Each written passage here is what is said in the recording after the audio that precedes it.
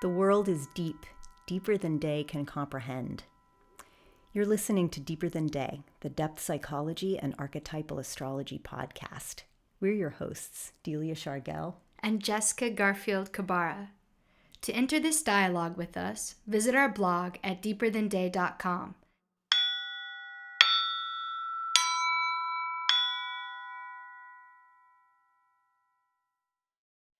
We are two psychotherapists and archetypal astrologers coming together to talk about the interweaving and intersection of archetypal astrology and depth psychology. And each week we're going to have a 50-minute session where we talk about a different subject of ours that we are feeling really passionate, open, and curious about. And for today, we're going to be talking about the Saturn-Neptune archetypal complex, particularly focusing around energetic and emotional dynamics around boundaries and what happens when you're in the healing profession, such as being a psychotherapist or an astrologer, and doing really deep energetic and emotional work with our clients.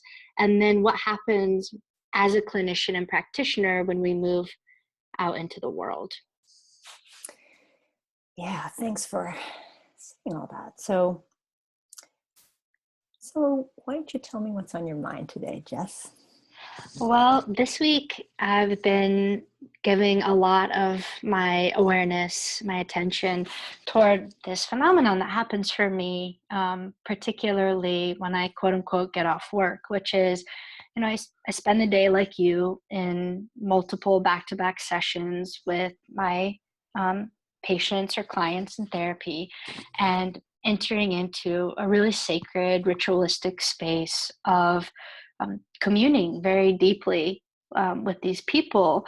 And oftentimes the content of the session is, dealing with people's problems and struggles and places of suffering and pain in their life that's either happening intrapsychically or interpersonally in their closest relationships.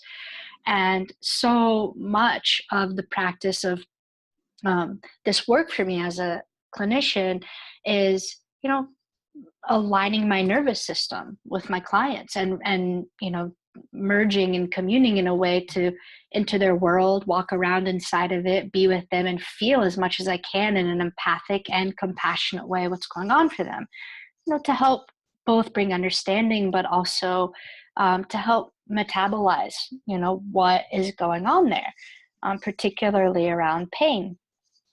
So when I get off work and, resume my life outside of being a clinician, go out into the world, and it becomes difficult for me at times to have an appropriate filter or boundary around energetic and emotional exchanges with other people who are not paying me to hold space and be with them in their most intimate lives. And there's a lot of things that end up happening there, but one is this kind of inundation of getting really overwhelmed by all of other people's psychic material, particularly material that is both simultaneously unconscious for them, they're not aware of it, but also carries a strong component of being painful. And is probably why it's unconscious for them. And what happens when that person begins to essentially share and then sometimes pour into me that unconscious and painful material, and having this experience of being like a psychic sponge, absorbing it and a kidney, then processing it, and just thinking about, wow, how do I, as someone who's in the healing profession, regulate, modulate that experience so that I can function in a healthy, quote unquote, normal way out in the world as a civilian. Mm-hmm. Yeah, well, you are asking a really profound set of questions, and it's really worth thinking about. This is a problem that I resonate with deeply, and because we are, I think, as clinicians, we're opening up a space where we are actively inviting that kind of resonance, that kind of contact at a deep level where our unconsciouses are mingling and we are using our attention to begin to access the kind of pain and suffering that brings what needs to be healed to the surface.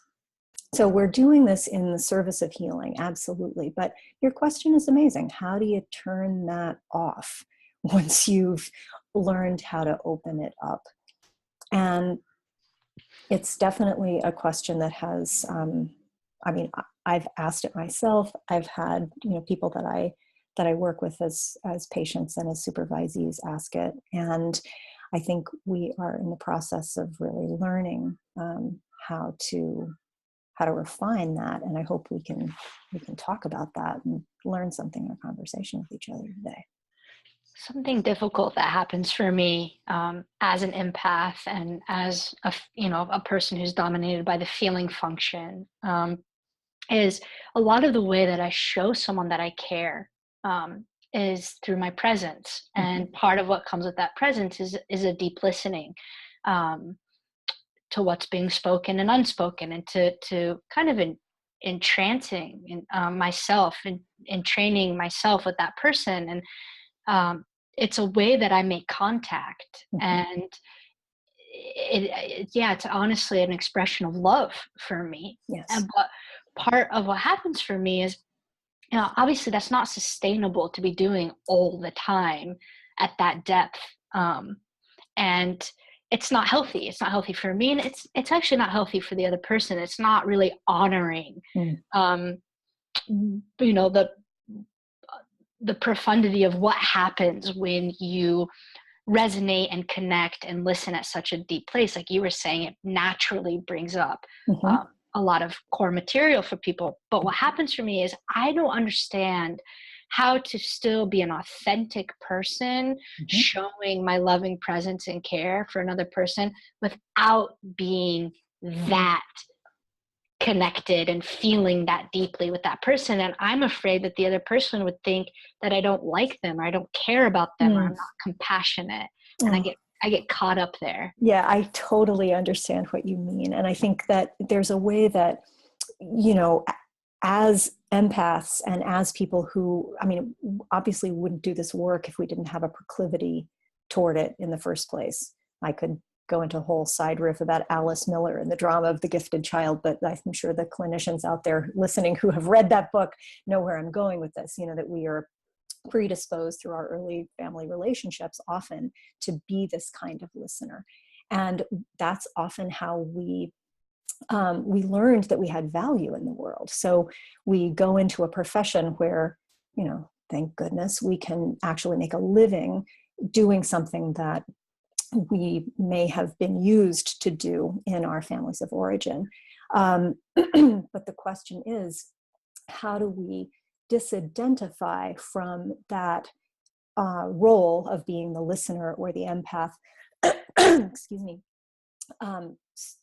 enough that we can develop other parts of ourselves. We don't only find our value through that function. And I think that's a constant piece of work that needs to be happening. There's nothing, like one of my consultants often says, you have to have a rich and full life in order to do this work. And I think that's really true, because otherwise it can consume your entire being. And, one of the things that I've often done to modulate that kind of contact that you're describing is just withdraw from the world. Because, you were saying this before, and I feel it all the time. If I've seen many people during the day and I've been in that attitude of receiving and listening and calling forth, just like from the depths, some kind of alchemical process that may heal whatever is being brought to consciousness, I don't want to go out to a bar afterwards and be in noise or be with people or be, having to be in a social situation and and have to filter out all of this material that's coming at me unbidden. Like, that sounds horrible. And so I will often modulate myself by just withdrawing into quiet or as much solitude as I can manage. And that can make me into a very one-sided person. So I think there's a lot to be learned there. Like, that is one way of modulating, but we are thinking about this archetypally, like the Saturn-Neptune complex, which has to do with boundaries, Saturn, and a way of limiting the flooding, the inundation, the tsunami of unconscious material from the pleroma that comes in that Neptunian way. How do we marry Saturn and Neptune together in a way that allows us to set boundaries that protect the function that we are trying to promote, and protect ourselves in the process, but also leaves us open enough so that we can use the instrument that we're developing. As you say that, it makes me think of Brene Brown's work, particularly where most recently she gets into talking about boundaries as actually being a very compassionate thing to do, and that actually the more compassion you have, the better boundaries you have, because boundaries help you not have resentment Yes. Toward other people, Yeah. which is a passive aggressive, toxic leaking of emotions and feelings toward another person because a boundary of yours has been violated or crossed. And so it makes me think of Neptune as compassion, Saturn as boundaries, and that the more compassion and self-worth that we have, the better and more healthy our boundaries, Saturn, can be. But I was thinking here about the difference between boundaries and guilt, the difficult side of Saturn being the superego and this component of guilt and shame that can come in with it. And I know that sometimes for myself, as an empath who was trained from the beginning of my life, conditioned to be a listener and a space holder and a caretaker, that I often feel a deep sense of guilt when I put up these boundaries to help modulate my experience, and that fear that the other person will either feel rejected or judged or whatever by me because I've put up this boundary to take care of myself. And so I was just thinking about those two things together. Right. And that's a really important thing that you're naming, that often when we are in a position where we have let in too much, we recognize that we have, if we're not super clear about what our boundaries are, we become aware of them only when we have crossed them. When we've gone too far, we've given too much, we're depleted or we're taxed, we're in pain ourselves. And what happens when we've crossed our boundaries typically is that we compensate. We sort of snap back, and we may put up a rigid boundary in order to protect that. And many people who identify with that label, codependent, who feel like they grew up in very mergy families where it really wasn't clear whose feelings belonged to whom and whose responsibility it was to feel what for whom. I mean, it gets pretty muddy in there sometimes. That feeling of guilt can be a real problem. And often that gets channeled into a sort of like aggression or anger, like, no, screw you, too much. Like that it can become, that anger becomes, anger is ego consolidating, like Mars. It allows us to have the force to get our feelings across. And if we can't recognize where our boundaries are and we go past them, we may end up communicating them in a very pointed way, which may in fact hurt the other person who was just kind of doing their thing. And then all of a sudden, boom, you've passed your limit, and you let them know in a spiky kind of way, then that reinforces that feeling of guilt. Like, oh, now I've hurt this other person. I'm not, this is what I see often, I'm not allowed to have a boundary, because look, it does hurt the other person and now I'm just screwed.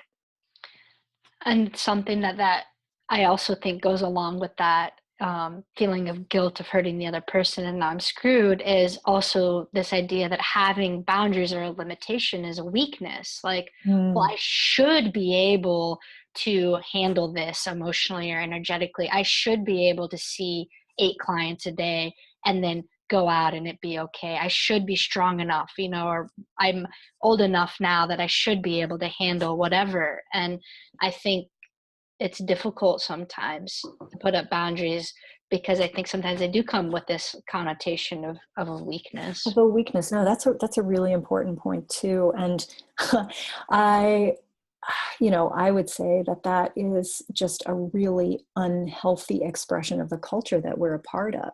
Bigger, better, faster, more. Like you should be an automaton. You should be functioning all the time. You should be on 24/7 and connected to your social media. Like why? That in particularly in American culture, we're very identified with Jupiter and with that feeling of like expansiveness and happiness and buoyancy, and that gets kind of co-opted by the superego too, I think, and ends up creating that kind of message, like you should be something that you're not. You should be bigger. You should be stronger. You should be more powerful. Well, the way I see it is that we are all limited. We can't do everything, and we can't be everything to all people. That's an unrealistic expectation.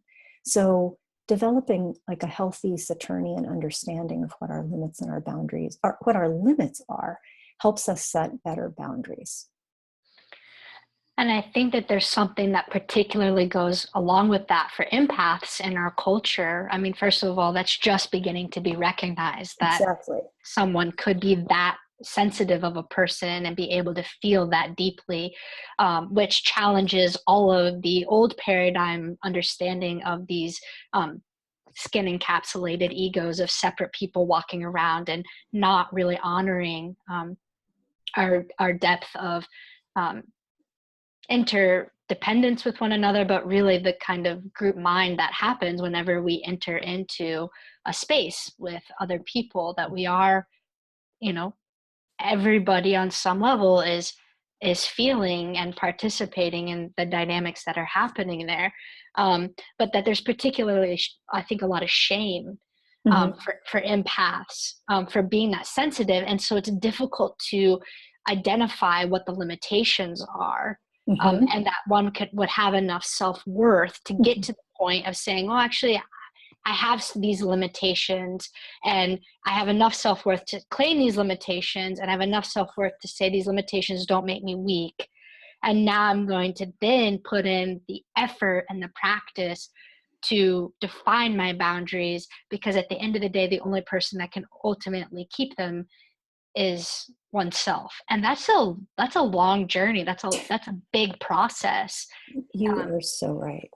It's really hard. It's really challenging, and it's constantly fluctuating. And that's part of what's so difficult about it. That's right. That's right. It's really a moment to moment practice of thinking, okay, what do I have now? What do I have to give now? What do I need now? Which is something that requires a real embodiment to be able to answer. That if you're not in touch with how you're feeling in the moment, you can't do that kind of self-regulation. You can't make those shifts moment to moment in determining what's okay for me. What is my truth of the moment. So you said something really important that I wanted to come back to. I'm trying to remember what it was. Shame around being an empath. Shame around being an empath. Yes. Thank you.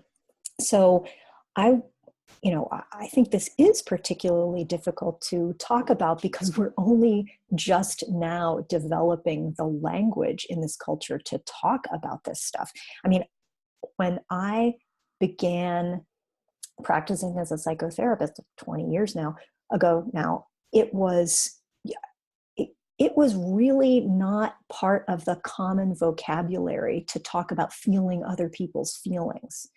And if I didn't have that as a reality that I live with every day, I would be crazy. And in fact, I was, because I grew up in a world where that wasn't something that happened. That wasn't something that people talked. I mean, it did, obviously. There have always been empaths, but it is now so much more culturally acceptable to think in these ways. You know, I think since we went through the Neptune-Uranus conjunction in the 90s, there was a kind of a collective outpouring of of the Neptunian, you know, all of these sort of spiritual ideals, the concept of soul, the idea that we could bring these things that had been more esoteric back into the public discourse. When that wasn't there, and everything having to do with psychology and psychotherapy was embedded in a much more mechanistic billiard ball Newtonian paradigm, it was really hard to think about this stuff. So I'm profoundly grateful that we are thinking about it, but I feel like we're really, you know, just at the baby step level of understanding it. You know, I mean, I'm talking about obviously myself through my own lens, and you know, I'm so grateful that there are so many people in so many different disciplines who are actively struggling with this. So it helps us all, I think, do the work that you're describing, which is begin to value what's actually happening. I mean, to value it, you have to at least name it and acknowledge it. And in a culture which really doesn't tend to value this kind of subtle, energetic attunement to the feeling realm, to the unconscious, you know, all of these things that have been profoundly in our collective shadow for, you know, at least several hundred years, that makes it very, very difficult to actually value the things that we are talking about. You know, if you grow up inside of something that has been devalued and identify with it, it's very hard to find that value. I think this is part of the Saturn-Neptune complex, which is that spiritual maturation that takes place through a lot of suffering. And, you know, suffering often includes an element of being in the dark and not being able to see, not understanding, kind of, you know, grappling and falling down and finding your way through. And through that finding your way through and the experience of the pain, there's a lot of wisdom that's gained through that embodied knowing. And I think there has been this collective movement toward acknowledging and embracing more that some people are highly sensitive. I think everybody's highly sensitive, but some people, particularly people that we see astrologically who have very strong Neptunes in their chart, like Moon Neptune or Sun Neptune, or a combination of those, or Neptune rising, tend to be very, very, very, very sensitive people. And I like this movement of beginning to redefine that as not being pathological or a weakness, but actually as a superpower. That it's an amazing gift and it's an amazing ability. But one who is that sensitive, their self-care, which is, I believe, has a certain valence of Saturn-Neptune to it, that psychic hygiene, the personal boundaries, the routine and the discipline towards one's spiritual practices like meditation and yoga and journaling and exercising, that these things are deep devotions to oneself and therefore the cosmos that actually provide the healthy vessel of one's being to continue to do this deep work of being an empath and all of the gifts that come from it, and being an empath not just with other people, right, doing therapy or astrology readings, but I think there's a certain level of being empathic with the divine that allows certain archetypal transmissions to come through from the realm of the formless and the archetypal into and through the human being. And I think empaths have a particular ability to tap into that source, and that is a gift. What a beautiful thing you just said. So could I ask you to talk a little bit more about how those of us who are empaths, or those of us who have a strongly Neptunian attunement, can kind of put ourselves into the attitude of that kind of empathy with the cosmos? How can we put that into practice? Well, the first thing actually that comes to mind is the work of my dear friend and soul sister, our dear friend, Michelle Hobart. She's dedicated a lot of her work to self-care, but she's a highly sensitive person. And part of what has helped me as of late, because both Delia and I are going through Neptune-Saturn transits right now, while we end the end of this Saturn square Neptune world transit that we've been in since January of 2014 through the fall of 2017.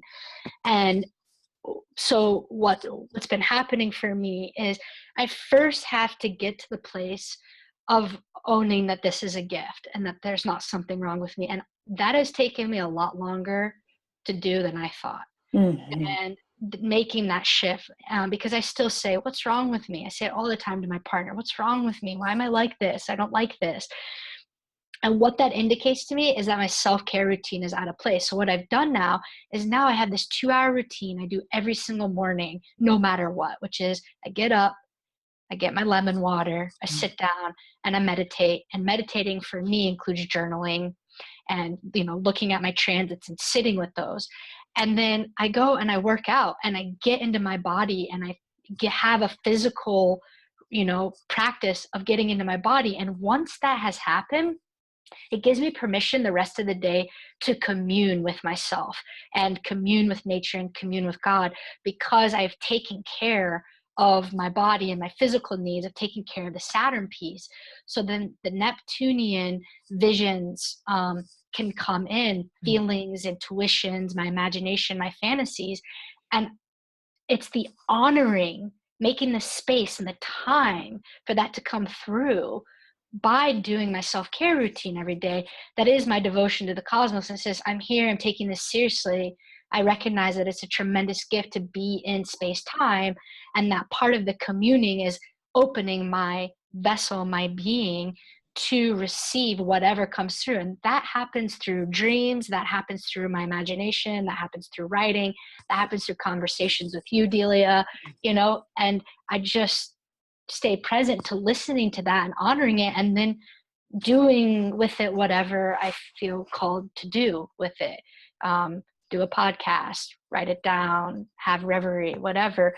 But for me, for so long, I thought it was just about having these visions and intuitions in my imagination and devoting my life to that. But I missed this whole step, that to be able to actually devote my life to that, I have to first devote my life to my body and the physical realm. And that is the base and the foundation for the rest to flow through in a sustainable way that will actually continue to happen throughout the course of my whole life. Amen, sister. That's beautiful. And it's really profound, because you are in a position now where you are able to put that like front and center. And I know that in the world that most of us tend to live, I can't say most of us, but many of us tend to live in, overvalues the Saturnian, right? I mean, we're thinking a lot about clock time. We're thinking a lot about material concerns. Can we pay our bills? Are we safe? Are we in debt? Are we, I don't know, all of the things that we think about. And that can really rob us of the awareness of the primacy of developing a good relationship between Saturn and Neptune, as you're describing. Mm-hmm. What you're saying is, I am devoting time, Saturn, to creating a structure, Saturn, so that Neptune can pour into me and I can marry those essences in my being, and I can be used. I can be used as a vessel of the archetypes. And that is, I mean, what a beautiful prayer. But I'm thinking, as you're talking, about the ways that we can allow that Saturn Neptune can also manifest more in the negative or the problematic way, like, for instance, a feeling of anxiety, a feeling of a pressure, and kind of a being choked off from the source, or a feeling of spiritual dryness, of inability to access the realm of dreams and intuitions, or of feeling that our bodies are bearing the burden of the Neptunian images that come through us in the form of symptoms. Many of us get sick, and I can't tell you the number of clinicians I know who struggle with, real physical limitation or real chronic illness or real disease. And I think that this is something that we have to be, we have to name, at least, because this is certainly another manifestation of that archetypal complex that we have to be aware of. Most definitely. And I've also, struggled with a lot of the things you've just described, and particularly anxiety. Mm-hmm. And I don't want to give a rose-colored Pollyanna response, or something that doesn't do justice to the complexity and nuances of each person's own path toward the what do you want to call it, the beautiful, or the delightful side of the Saturn-Neptune. Mm-hmm. Being really grounded and open and able to have this relationship with the divine that's very fulfilling. But for me, I know that oftentimes I have illness or anxiety about 90% of the time because there is a boundary of mine I'm not taking care of. Great. Yeah. And so for me, it's like, it really has come down to, am I breathing? Okay, I'm holding my breath. Okay, am I thirsty? Yeah, I'm actually dehydrated right now. I can't think clearly. Okay, that's going to make me more prone to shame spirals. Mm-hmm. That's going to make me more prone to taking things personally and getting triggered. Am I hungry? Am I eating well? Mm-hmm. Have I been addicted to sugar? Am I addicted to caffeine? Am I crashing from caffeine right now? Mm-hmm. Is it physiological? And then when I go through those, I check those off, and I'm like, okay, have I exercised today? Like, no, I haven't. Yeah, anybody would be crazy if they didn't get movement, weren't hydrated, and didn't eat well. So I go through all those things. Then once I do that, if I still have anxiety or I'm feeling ill, it becomes difficult to locate whether that's something from the past mm-hmm. or the future. Mm-hmm. Is this something that I am sensing is going to be coming? Mm-hmm. And sometimes it is. Mm-hmm. And what happens, I'm like, oh, no wonder I was anxious. Mm-hmm. Okay, great. Well, now that's happened. Now I don't feel as anxious or crazy anymore because I can at least point to mm-hmm. Something concrete. Yeah. Concrete. So that's the difficult thing, I think, about anxiety, is when you can't, place it. But I think that for me, what it comes back down to is if I can access a genuine sense of okayness in my own being, even if I'm feeling sick or ill or anxious, if I have any way to access that I am love and that it is okay, and if there's any way I can get to the point that I realize I am the divine, mm-hmm. I can usually breathe my way through it. But it is so difficult to stay on top of that. But I think it is exponentially, infinitely more difficult to do when you don't have the baseline practices of self-care. And I think that most people don't actually have those in place. And whether that's because they're not, eating well or exercising or getting enough sleep, or because they're in toxic relationships where all of their psychic energy is constantly having to go toward dealing with people and situations that make them feel like absolute shit because they're filled with neglect or emotional or verbal abuse or what have you. Right. I mean, I think one way I could put words to what you're describing is sort of like a hierarchy of needs of setting good Saturn-Neptune boundaries. Like, we can get into really toxic enactments, like toxic relationships, or being caught up in, as I was saying earlier, in a world which really thinks it's a great idea to, take a bunch of drugs to wake up in the morning, take a bunch of drugs to go to sleep at night, and take a bunch of drugs to modulate everything that's going on during the day. And, I think, thank God for better living through chemistry, but everything in moderation. That there are, we are running on an unsustainable model. And, I feel pretty confident saying that. I just forgot what I was going to say. What was I saying? Sorry. Yeah, the hierarchy of needs, and we're running on. Right. That if we are engaged in things that are, if we have concretized the symbolic, and we are working out our issues, a lot of ways for us to language that, but in a toxic relationship where there's abuse going on, that's going to be so loud that there's no room to pay attention to the subtler and subtler aspects that you're describing. And if our job is a toxic relationship, and a lot of jobs, people will feel profoundly abused in their jobs and do not feel that they have the power or control or the sense of self-worth, or of that their survival needs will be taken care of, that they can extricate themselves comfortably from those toxic relationships. That these things take up so much psychic and emotional energy that, the idea of finding 15 minutes to meditate, or, sit with your face in the sun, or whatever it is that, connects you to the cosmos, seems almost unthinkable. Then we start getting our needs for Neptune met in more and more unhealthy ways, like drugs and alcohol, numbing ourselves, dissociating, shutting down from, overstimulating ourselves or understimulating ourselves.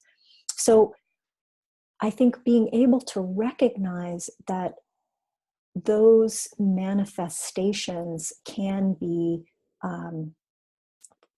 we can change our attitude toward them so that we can begin to work out our issues in less and less destructive and harmful ways. I mean, that's sort of the primary focus, I think, of a lot of psychotherapy. How do we bring ourselves to dealing with ourselves in a more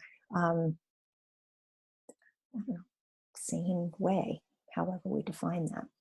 And I think what you just described is the essence of spiritual practice. Mm-hmm. It's, getting to a place where there's practices in place like meditation, or even exercising, that allow you to come into a relationship with yourself that's honoring, especially when it's difficult. Mm-hmm. And and that's the thing about it. And it's like, when you were talking, I was like, the chicken or the egg. A lot of times if you're in a toxic work environment, of course the first thing you're going to want to do when you get off work is go have a drink, mm-hmm. to decompress. And of course you're going to want to drink a shit ton of caffeine all day, mm-hmm. to get it through, have the energy, use it as an antidepressant. Mm-hmm. And no judgment there, right? No, hell, I've been there. But same, but it's like, okay, so then how do you get to do you have to leave the job so that then you can replace those practices with other practices that's about coming into a deeper communion with yourself and feeling your feelings and, doing things that bring you joy? Or can you start, exercising and eating well and cutting out the caffeine and the drinking as much, and going and running and meditating, and then like go to the job, it's just kind of like, ooh. Yeah. And I mean, it's such a great question. And I think that it's something that everyone should explore, because we all have places in our lives where these questions come up, like, why am I not doing that thing that I know I want to be doing? In my conscious mind, I say this is my intention, but I find myself again and again binge watching old episodes of The Office on Netflix. That was mine this week.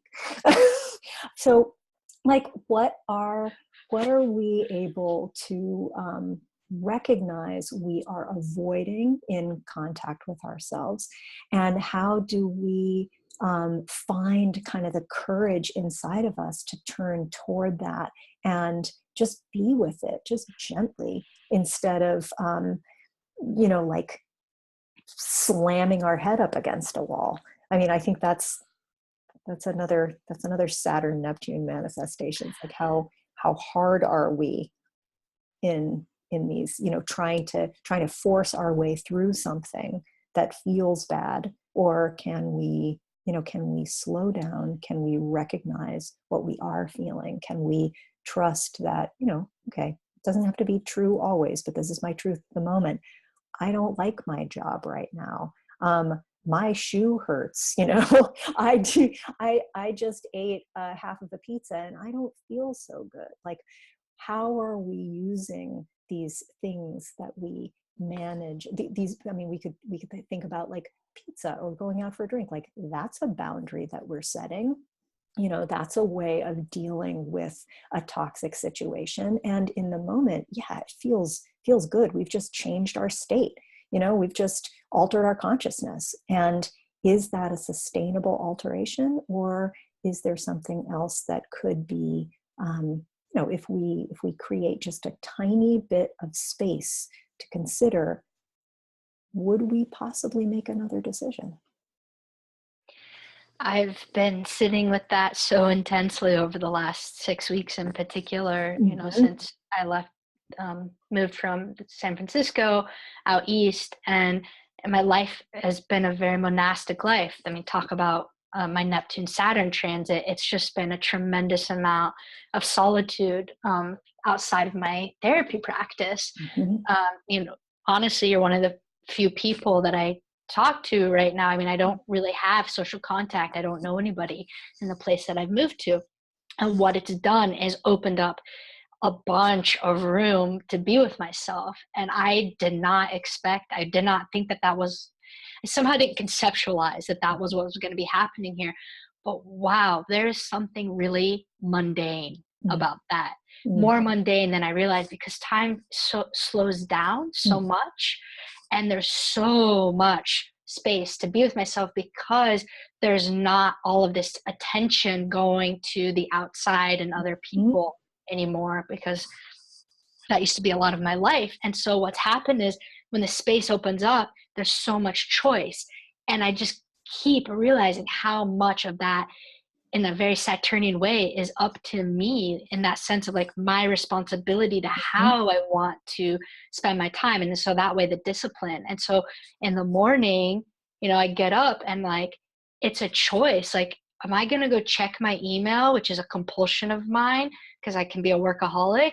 Or like, am I going to actually go, run and do the things that I know are going to set me up for the day? And every single morning, it's this choice, and nobody else is here making it for me or watching me or anything, and then I go and I do the things, and I sit with myself, and I understand why people don't do that. And for the last 3 years, I had not been physically active and exercising, because I had gotten so caught up in post-grad school, getting my hours for becoming a marriage family therapist, which I am in the final 4 weeks of doing.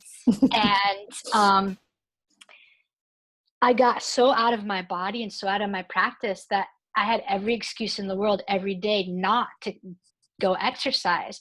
But now that I don't have those excuses to exercise, and I've been coming back into my body and exercising, it's just like, oh no, I totally get why why you would choose to go have the pizza and drink instead of exercising. The exercising does not feel good immediately like the pizza and the drinking does. It feels good in a long-term way, but that means it requires more of me to get that return, and that cost benefit, it's a higher ante to get into the game to get that higher return. Pizza and the beer is a lot less effort, and life is already so much effort. Exactly. And I think, you've just named the dilemma that most people are facing all the time. Like, life is hard. And, comfort is, if you can get comfort from a slice of pizza and a beer, like, more power to you, like, take it where you can find it. But also recognize that there are these longer term consequences, and there are these higher payoffs if you can make those choices from a place of discernment. I don't think this is about, I don't think that the pizza and the beer, this isn't a moral choice. This is about finding what's true now, and paying attention to, your body, your circumstances, your relationships. What's the reality that you're living in now? And how do you respond to that in the best possible way, given what you've got available to you at this time? And, I think that often when we're struggling with things in therapy, we kind of come back to that idea that, like, we really are all doing the best we can given what we've got at that moment. And I don't know anybody who's making a choice and thinking, like, what kind of evil can I go, perpetrate on the world today? Like, people don't function that way most of the time.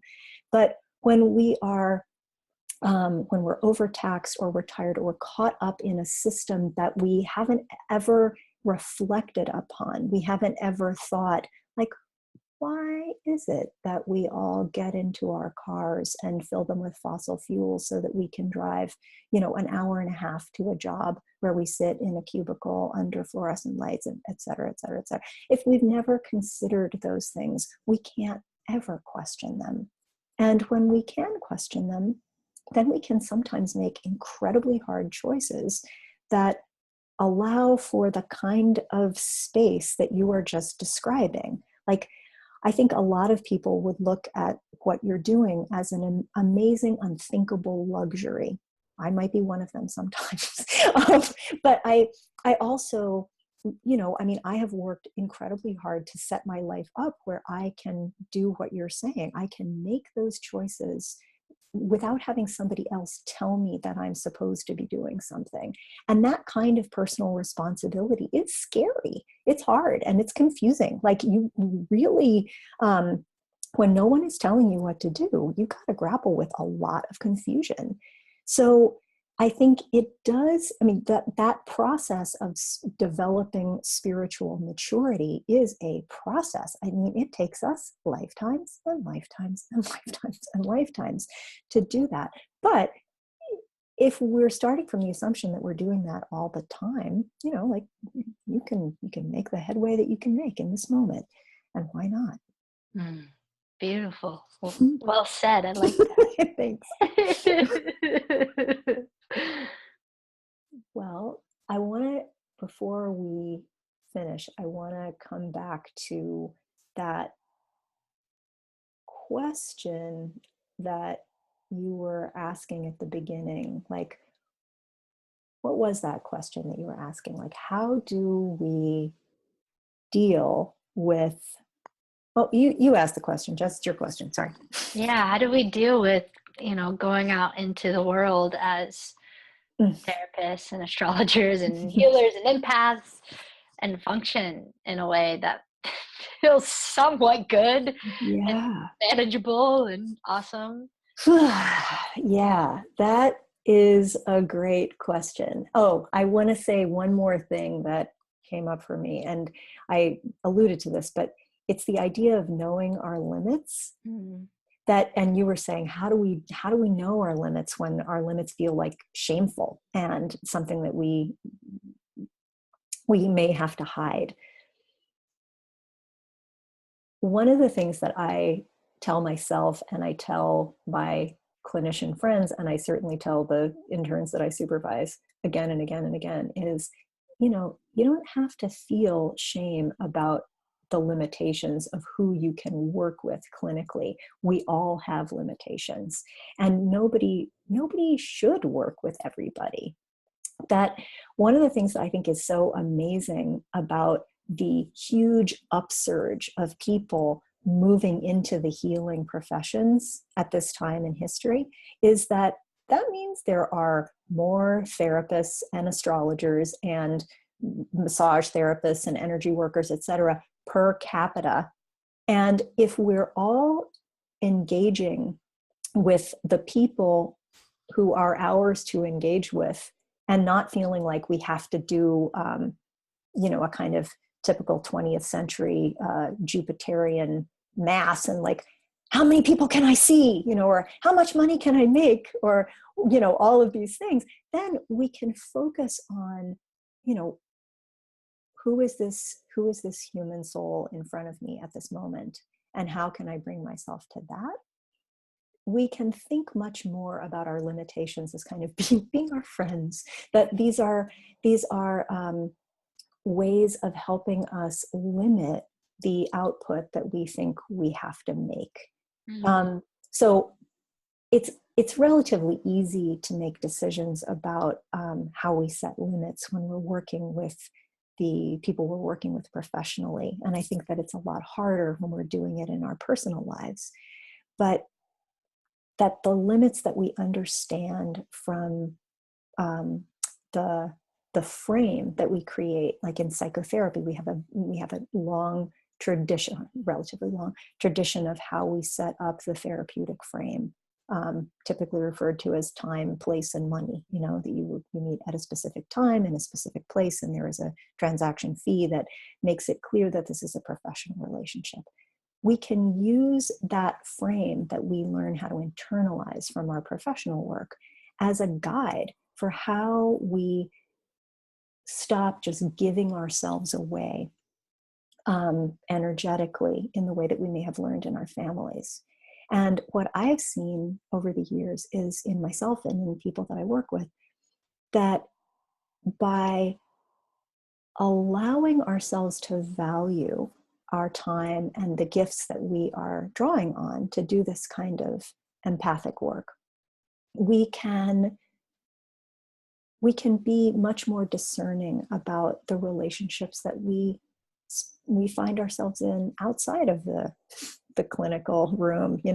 We can be careful about how we spend our time and how we spend our energy. And I think internalizing that frame, which is there for the clinician, really helps each of us develop our own set of boundaries about how we go through our lives. And I think it's a helpful mantra to remember, you can't have every archetypal experience in one lifetime, which a sentiment that I owe to my therapist. I will be eternally grateful for her saying to me that, we all come in with a chart, and we can live the heck out of that chart and develop it, in all kinds of amazing ways. But I don't have your chart, and you don't have my chart. And so in a way, that absolves me of the responsibility of having to be you. Mm. And I think that can be, especially for Neptunians, a real gift. Like, pay attention just to what's here. I love it, Delia. Thanks, Jess.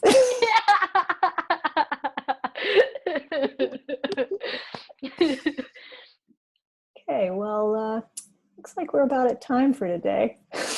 I was like, I can feel we're almost at time, and I have a billion things to say, but I am not going to say them. So I'm going to respect that limitation right there. Yeah, it's tough to do it, but let's do it, and we'll come back again and do it next time. It's a deal. Okay. Well, thank you, my friend. This has been delightful. Oh, thank you so much.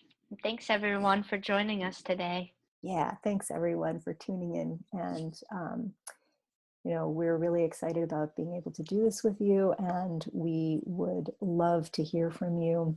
If there is anything you'd like to share with us, or requests, or if you want to come be a guest on our show, let us know. The world is deep, deeper than day can comprehend.